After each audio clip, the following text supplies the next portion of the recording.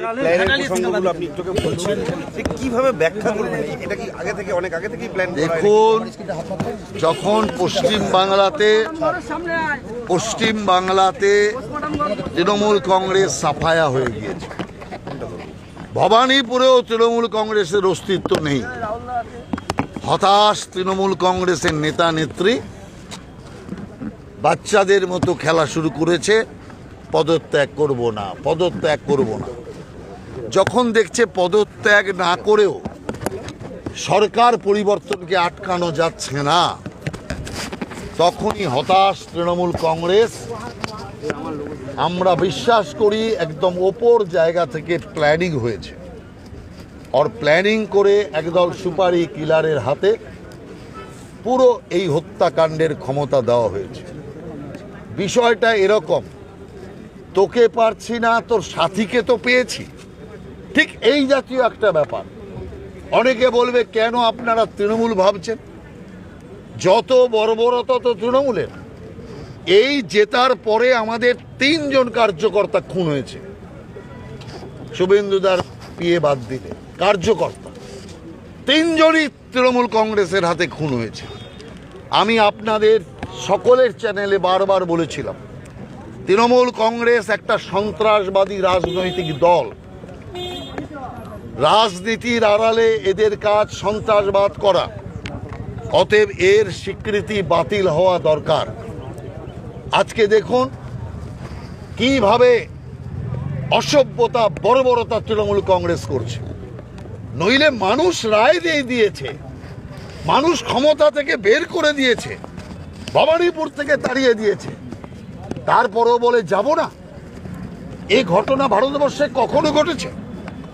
সেই হতাশ তৃণমূল কংগ্রেস। এই ঘটনা ঘটেছে শুভেন্দু অধিকারীকে সুবিধা করতে পারেনি বলে আক্রোশিত সাথীর উপর আক্রমণ চালানো হয়েছে। কতটা পরিকল্পিত হামলা! যে গাড়ি দিয়ে আটকানো হয়েছে সেই গাড়ির 4 চাকার বোর্ড, নাম্বার প্লেট, সেটা অন্য পরিবর্তন করা হয়েছে। নর্মালি এটা হয়েও থাকে, আমরা সিনেমাতেও দেখি, কিন্তু চ্যাচিস নাম্বার, ইঞ্জিন নাম্বার যেগুলো ভেতরে থাকে সেগুলোকে পর্যন্ত ট্যাম্পারিং করে দেওয়া হয়েছে, যাতে ইঞ্জিন নাম্বার, চ্যাচিস নাম্বার এই সমস্ত থেকেও ধরা না পড়ে।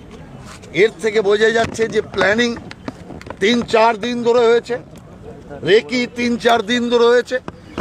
অতএব আমাদের বিশ্বাস আছে পুলিশ প্রশাসনের ওপর, কারণ তারা এতদিন দলদাস ছিল, এখন স্বাধীনতা পেয়েছে, পুলিশ স্বাধীনভাবে কাজ করবার যে সুযোগ পেয়েছে, তার প্রথম কেস এটা দেখাবে করে।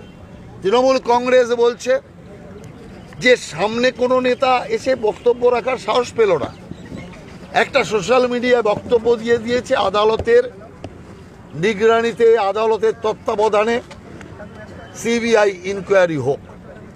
আরে আদালতের তত্ত্বাবধানে সিবিআই ইনকোয়ারি যখন আপনারা সরকার ছিলেন দরকার পড়তো, তার কারণ সিবিআই ইনকোয়ারি করত, পুলিশ সমস্ত তথ্য পাচার করত, লোপাট করত। কিন্তু আজকে আর দরকার হবে না, আজকে কেন্দ্র বিজেপি সরকার, রাজ্য বিজেপি সরকার, অতএব তথ্য লোপাট করার কাজ আর হবে না, স্বাধীনভাবে পুলিশ কাজ করতে পারবে। এই যে হিংসা হচ্ছে, কালকে আমরা পরিষ্কার ডিজি এবং আমরা চিফ সেক্রেটারি, হোম সেক্রেটারিকে পরিষ্কার চিঠি দিয়ে জানিয়ে দিয়েছি যে রং দেখার দরকার নেই, সন্ত্রাসবাদ যে করবে, হিংসা যে করবে, তার বিরুদ্ধে ব্যবস্থা নেই। পশ্চিমবাংলায় আজ পর্যন্ত কোনো রাজনৈতিক দল এই সাহস দেখাতে পেরেছে? এটা বিজেপি দেখিয়েছে। সেই কারণে এটা পরিষ্কার বোঝে যে আমরা হিংসা চাই না।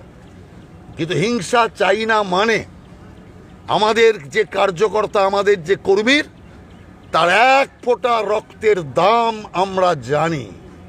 অতএব সেই কারণে ওই রক্তের পুরো হিসাব নেওয়া হবে। কিন্তু রক্তের বদলে রক্ত নয়, খুনের বদলে খুন নয়, আইনের শাসনের মাধ্যমে যারা হত্যাকারী এবং যারা হত্যার ছক দিয়েছে, যারা এই হত্যাকারীদের কাজে লাগিয়েছে, তাদের বিরুদ্ধে কঠোর শাস্তিমূলক ব্যবস্থা নেওয়া হবে। এ বিশ্বাস আমরা রাখি। কথা আছে, তারপর ওখান থেকে 29 টিকের জন্য যাবে। তদন্ত উঠে আসছে যে স্থানীয় দুষ্কৃতীদের হাত থাকতে পারে, এটা কি বলবেন? না না, স্থানীয় হোক আর যা হোক, বর্ডারটা কে দিয়েছে সেটাই তো হচ্ছে ব্যাপার। অর্ডার কে দিয়েছে? অর্ডার তৃণমূল কংগ্রেসের উচ্চ স্তর থেকে এসছে, এবং যে জাতীয় ভাড়াটে খুনিদের লাগানো হয়েছে অত্যন্ত দক্ষ, অতএব এদের লাগাতে প্রচুর পরিমাণ অর্থ ব্যয় হয়েছে। অতএব পরিষ্কার এটা জানা যাচ্ছে যে এর সাথে তৃণমূল কংগ্রেসের হাত, যে সন্দেহ মানুষ করছে এটা অমূলক নয়। নিয়ে যাবেন। নিচুতলার কর্মীরা বলছেন যে এটা নিয়ে একটা রিভেঞ্জ নেওয়ার দরকার, কি বলবেন আপনি বিষয়ে? দেখুন, বিষয় হচ্ছে আমরা যদি হত্যার বিনিময়ে হত্যাতে যাই, তাহলে তৃণমূলের বর্বর অসভ্যদের সাথে সভ্য বিজেপির পার্থক্যটা কি করে বোঝা যাবে? মানুষ আমাদেরকে দায়িত্ব দিয়েছে বাংলার উন্নয়ন করা। আমরা বাংলাকে সোনার বাংলা করব, এই প্রতিশ্রুতি আমরা দিয়েছি।